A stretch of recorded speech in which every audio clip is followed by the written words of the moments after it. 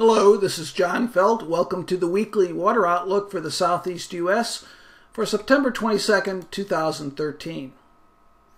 Well, if we look across the region, we see a lot of brown shades here.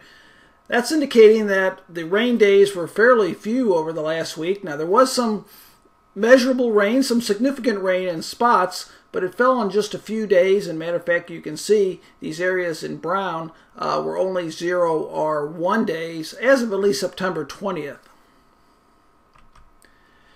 I wanted to sort of step back and look at sort of a national picture here.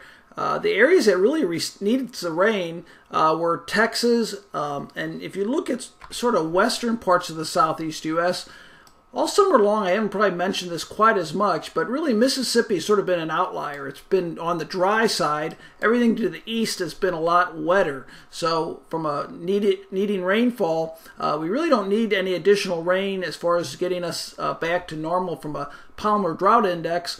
But Mississippi could have used anywhere from 3 inches to some cases 6 inches of rain. So it's sort of been an outlier, not just in the recent, but really throughout the summertime months. Now, if we look at the past 7 days here, look at where the rain fell. That area of yellow is 2 inches. The area of darker yellow or orange is 3 inches, and even some pockets of 5 inches. So the rain really fell where it was needed over the southeast U.S. If we go a little bit further to the east, we see in Alabama and Georgia still some significant rain, over an inch in a few spots, but much more scattered in coverage. So if we look at the percent of normal for the last 7 days, the blue and purple are the above normal. Purple is actually well above normal. So over Mississippi, we had anywhere from 2 to 3 times normal the precipitation over the last week, and actually a little bit more in spots. Over the rest of the southeast U.S., generally trending below normal, but you can see there are some pockets of blue, so a couple regions did receive above normal precipitation over the last week. But for the most part, it was less than we've seen earlier this summer, and I think we've continued generally quieting down the weather. So the current steering winds, I've talked many weeks now about the mean position of the upper ridge of high pressure. And one of the things, sort of a hint to this briefing, is that trough of low pressure over the east here. When we have a mean position of high pressure over here to the west, and this trough digs in the east, the southeast U.S. often is very close to a stalled frontal boundary, sort of the boundary between the cooler air to the north and the warmer tropical air to the south. And we often get more precipitation and cooler temperatures. Now, I'm not sure we're going to get more precipitation other than this week. I'll be talking about that. But we definitely look like we will be trending in the out weeks, second week, towards those cooler temperatures. But with that pattern, we've had this pattern before earlier this summer, and I remember that did bring an increased amount of precipitation. So it could be a little bit busier once again as we get into the latter part of September into early October. Now, if we look at the tropics, there is an area of disturbed weather in the Gulf. That's really been the spot in the western Gulf much of the tropical season where there's been some activity. But look at the rest of the Atlantic basin. Nothing out there. We've had an incredibly quiet year. The forecasts have all been busts. They haven't worked out at all as far as an active season. But there is some tropical activity unorganized in the Gulf, and I think that's going to be somewhat of a focus for our precipitation over to the southeast U.S. this week. Now, keep in mind that plumes of tropical moisture, just tropical moisture that works into these stationary fronts, can sometimes develop into a tropical depression. We'll have to keep an eye on that. But even if it doesn't, it can produce very heavy rain. Now, we're on the downslope as far as precipitation goes from a tropical nature, tropical cyclone activity.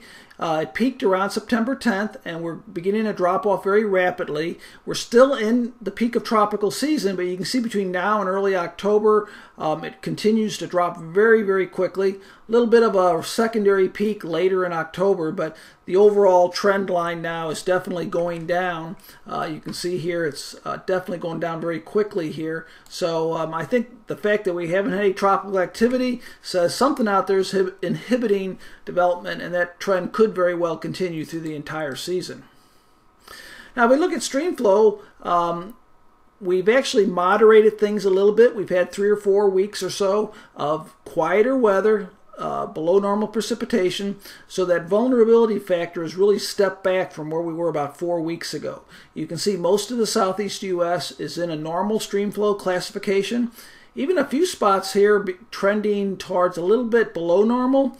But I think generally, for the most part, the southeast U.S. right now has come from above normal or even much above normal through the middle part of the summer down to normal type streamflow. You know, I mentioned the drought was a bit into Mississippi, and this was before that last precipitation event over the last week. But I did want to show you that D2 drought, or severe drought, had pushed into the western parts of Mississippi, and even far western Alabama had abnormally dry. So just those 3 or 4 weeks of dry weather over parts of Alabama have sort of tended to push us back towards abnormally dry, but Mississippi's definitely been throughout the summer quite a bit drier than the rest of the southeast U.S. So the jet stream this week, I mentioned that the mean position of the area of low pressure would be off the eastern U.S., high pressure over the central part of the U.S., and actually what's going to happen over the next 2 weeks is that high is going to push further to the west. And when it does that, that trough is going to dig over the south or over the eastern U.S., and like I said, that oftentimes results in a transition boundary over our area, and that enhances the amount of precipitation. Now, we're in a season, fall, we're getting into the time of year when we don't get as much precipitation, so I don't think the signal will be as strong as it was during the summer, but I do think after maybe 3 or 4, even 5 weeks of quieter weather, we could be getting into a period of a couple weeks of a bit more active weather as far as precipitation. And this is the reason why. This is that front I mentioned that sort of stalled along the Gulf Coast. We have that area of tropical low in the western Gulf, and that'll be moving along this boundary up towards the northeast, several pulses of energy, and that will bring tropical moisture into the inland a ways. And this is a type of precipitation that can result in very heavy rain. It's not going to be likely be named system. Could be a tropical depression, but I will say that it can produce very heavy rain regardless. And this is what I meant by later in the period. This area of high pressure is going to push off to our west. It looks like right here, it looks like well over the west. Very strong amplified pattern. This is very similar to what we had earlier this summer, and we often get that boundary stalled here, and that's why I do think it's a better chance of perhaps a bit more precipitation in week 1 and week 2, and week 2 looks like cooler temperatures as well. So as that trough or as that ridge develops out to the west, we'll have to keep an eye on that for perhaps an uptick in precipitation. So here's a rainfall forecast the next 7 days. Heaviest rain will be right along the immediate coast, but about an inch of rain, maybe even a little bit more, will cover a good part of the southeast U.S. Least amount of rain will probably be over the Carolinas, with the exception of the higher elevations. That might only be a 1/4 inch to a 1/2 inch, but generally speaking, about a 1/2 inch to an inch over the northern parts of Mississippi, Alabama, and Georgia, and then increasing to over 2 inches along the immediate Gulf Coast. Taking a look a little bit further out through October 8th, this is where I mentioned that I do think that maybe a bit more rain in week 2 as well. The 2 white lines are the axis of heaviest rain. Looks like the southeast will be one of the more active areas again, primarily the southern parts of Alabama, Mississippi, and Georgia, and not as much over the Carolinas. Takeaway points from this week's briefing: stalled front along the immediate Gulf Coast, periods of rain, ridge building to the west that could give us another chance of rain on week 2, and the southeast U.S. will be in that transition region between cooler air to the north and much warmer air to the west. Thanks for listening to this week's briefing. I'll be talking with you again next week.